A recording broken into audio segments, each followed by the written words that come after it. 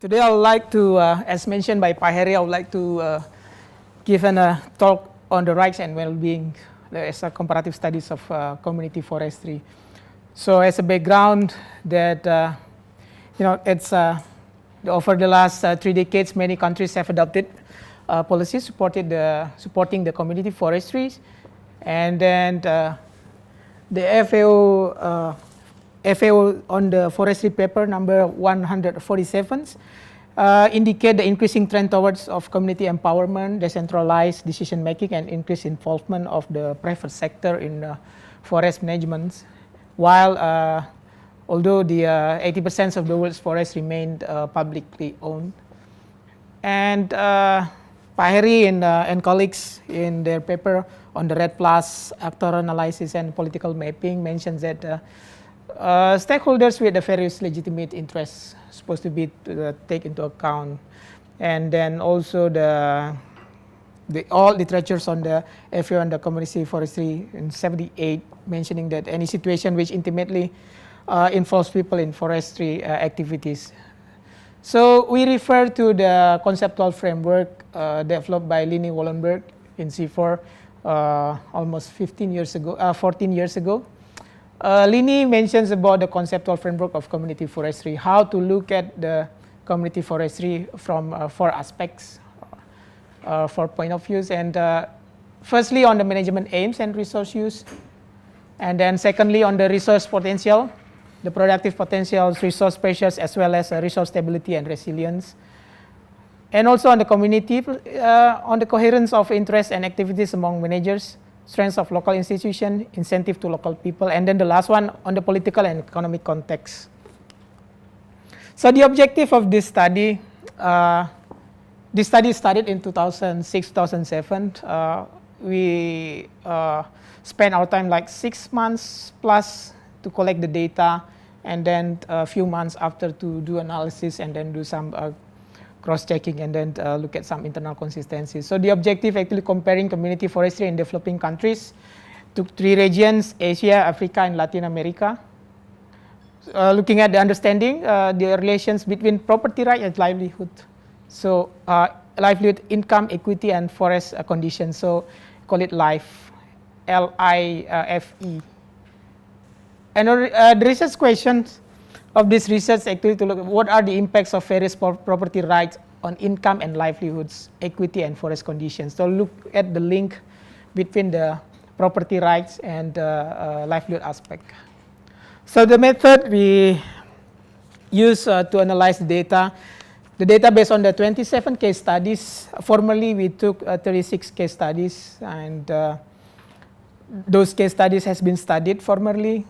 So we synthesize and then do some discussion, and then there are also some expert judgment to extract information and data from the case studies. And also method referred to Bram Belcher and Ruiz Perez in 2001 on the global comparative studies on non-timber forest products. During early 2000, CIFOR put efforts in the studying the global comparative studies.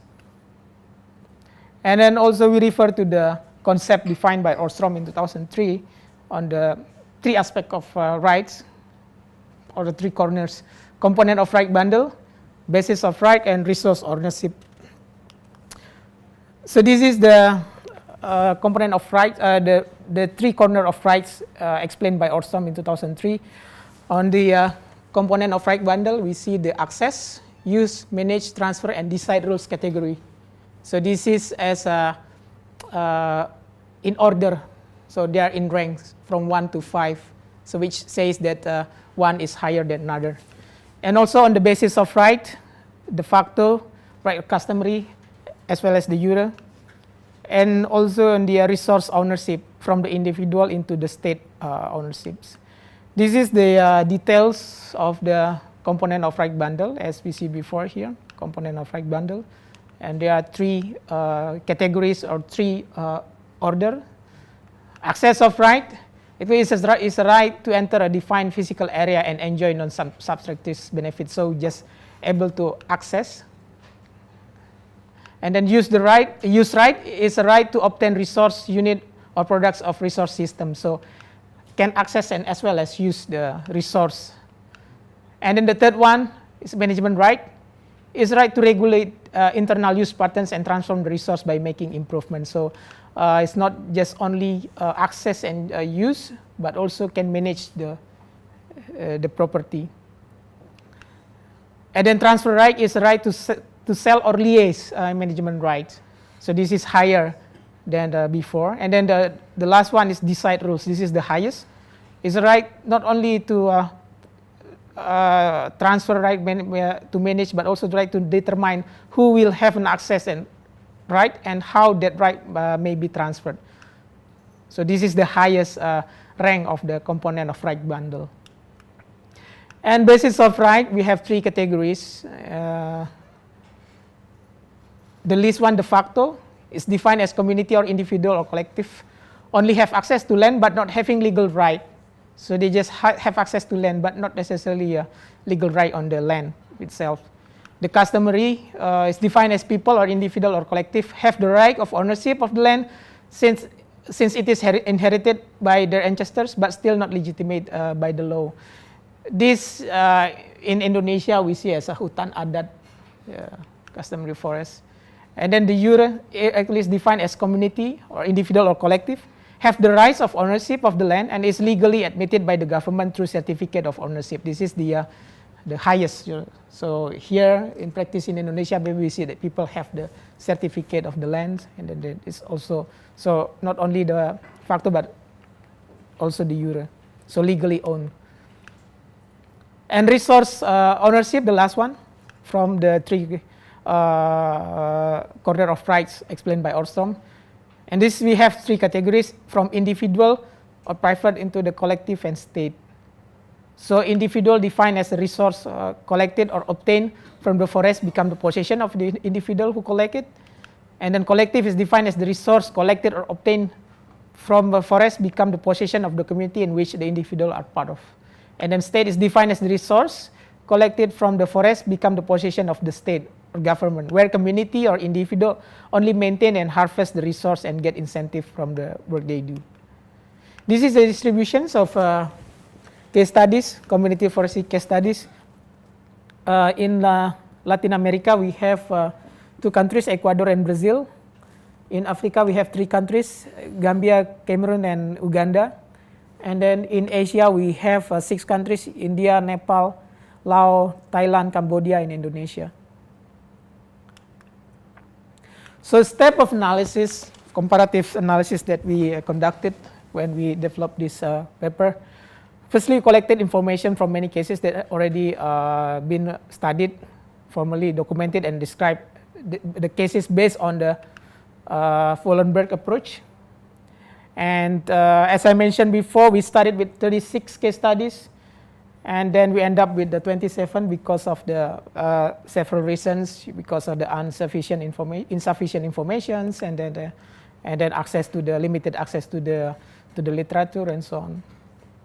And then we do the cluster analysis of the community forestry based on the natures of the resource and social attributes using based on the selected data. And then we identify the impact associated with the community forestry, 2 indicators of livelihood, income, forest conditions, and equity. And then analyze the relation using the principal component analysis. While in fact, we use the nonlinear principal component analysis because the data are not ratio scale, they are in the order or rank, and some equal multinom. And then we also test the hypothesis of a correlation between rights and life indicators. So we look at the association of the rights and then the life, these 4 LIFE indicators. So this is the data source characteristic that we have. We use the data based on the case studies based on the journal papers, book chapters, project reports, and other papers. Other papers, some research papers like working paper, occasional papers, and so on. So for 27 case studies, each actually based on this source of information. And then the criteria for scoring community forestry livelihood, we have the livelihood, forest indicators, and equity. income and equity. So these are the rank for the livelihood indicators. Livelihood indicators will be rank 1 when the people are very poor, 2 where people are poor, very poor when they are mostly in remote area, limited access to market, subsistence based, and then poor, which is slightly higher than very poor.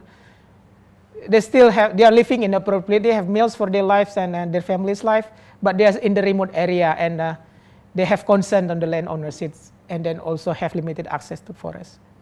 People are living appropriately, not considered as poor, but have good access to civilizations, to development.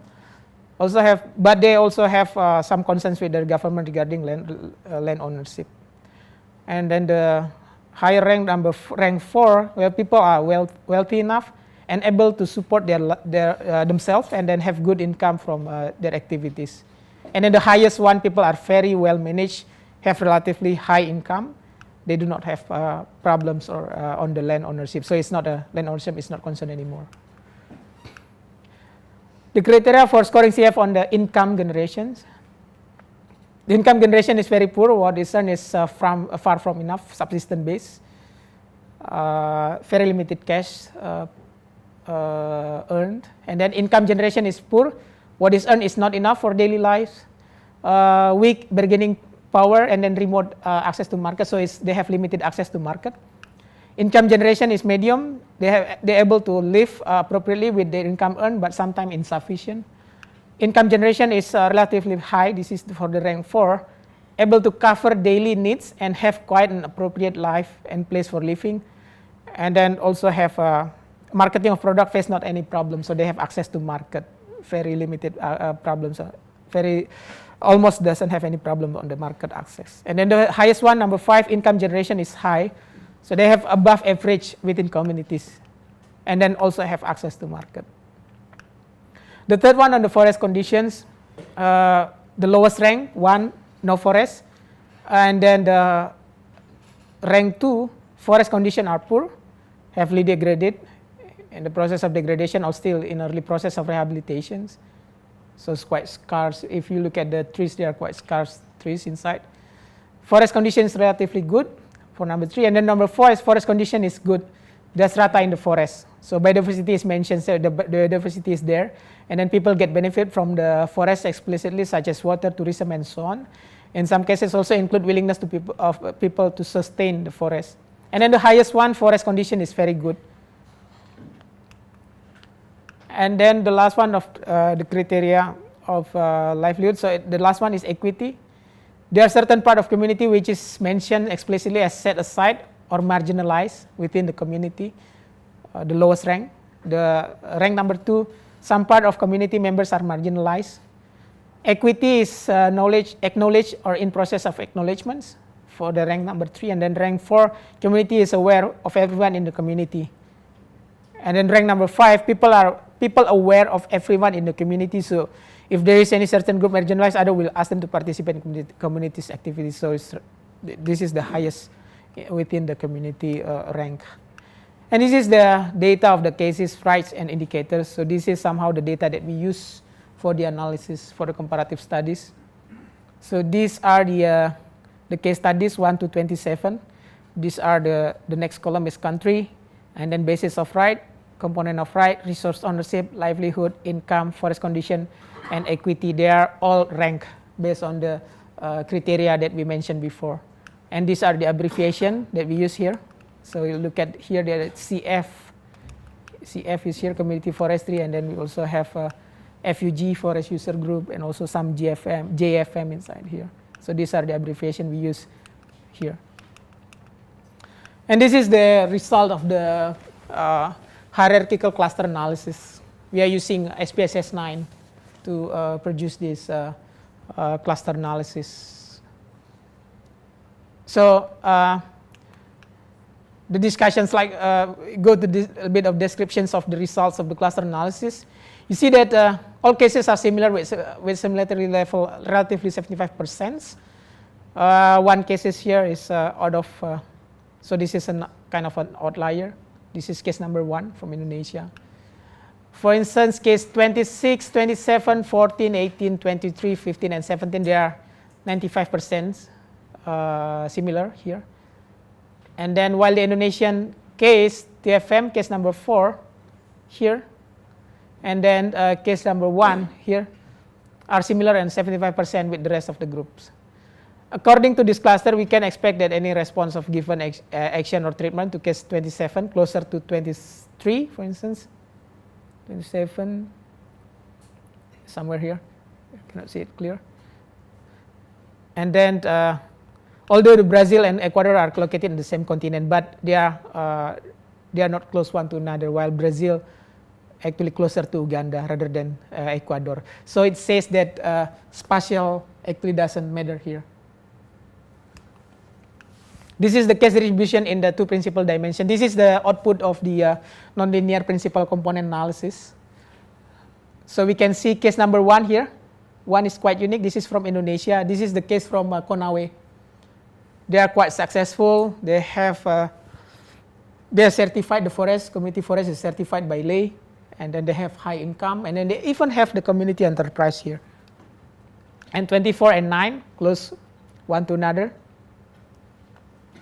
Here, this is the distribution of cases based on the nonlinear principal component analysis, based on the indicators we discussed before. And this is the association between rights and life indicators. So 3 component of right, 3 right aspect, and then based on these 4 indicators of life indicators. Look at here. This is the component of right. See the trend from access into use until the decide rules here. So it's from low to high, and then it's the decide rules actually associated with the individual or private here. And then the basis of right is de jure. While the income here, life indicators, income and other life indicators. 4 of life indicators is close one to another. They are strongly correlated one to another. And this is the correlations tables based on the Spearman rank row correlations. So this is actually details of from this result. So the correlations, we discussed a bit on the correlations. There was a positive significant correlation among independent variables, basis of right, actually with the component of right. It's very clear before here. And then there was negative but not significant correlation between basis of right with collective resource ownership, types of individual, community, and state. And then indicators of livelihood had positive and very significant relationship with income, forest condition, and equity. So those 4 indicators actually they are strongly correlated one to another.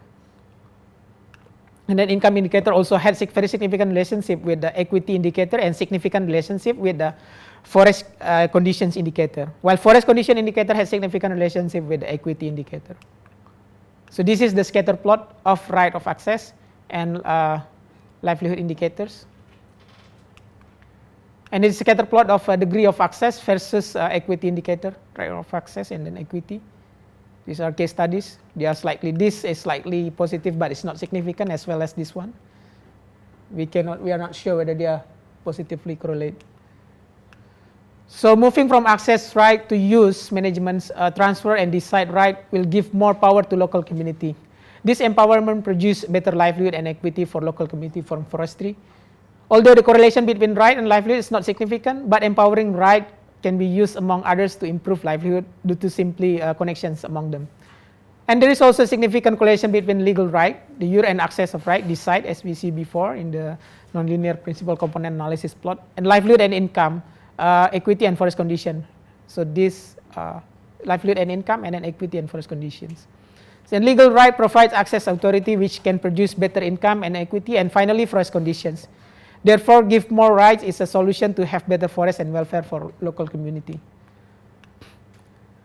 And the method shows can be used to cluster community forestry cases and to perceive how tenure regime and life indicators associated.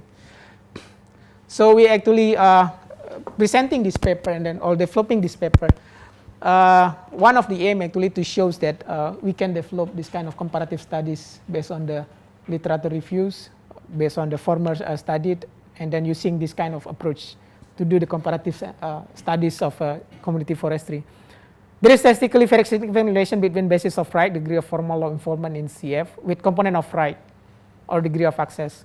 So livelihood indicators has a positive and very significant relationship with income, forest condition, and equity indicators. This is as mentioned before. Yeah, and then another conclusion is none of independent variables, property rights. We consider the property right as independent variables.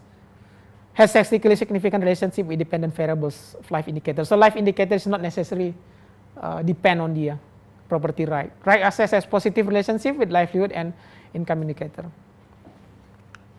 Giving more right correlates with reducing poverty, although empirically those have weak relation. In other words, having right is necessary, but it's not enough to improve well-being of forest-dependent people. So it's not enough. Right per se is not enough. So that's all presentation. I would like also to acknowledge Gangga Dahal, Doris Capistrano, as well as Philip Gizol for their support in helping us in developing these tables. They help us with the expert judgment on the developing the matrix or descriptors of community forestry.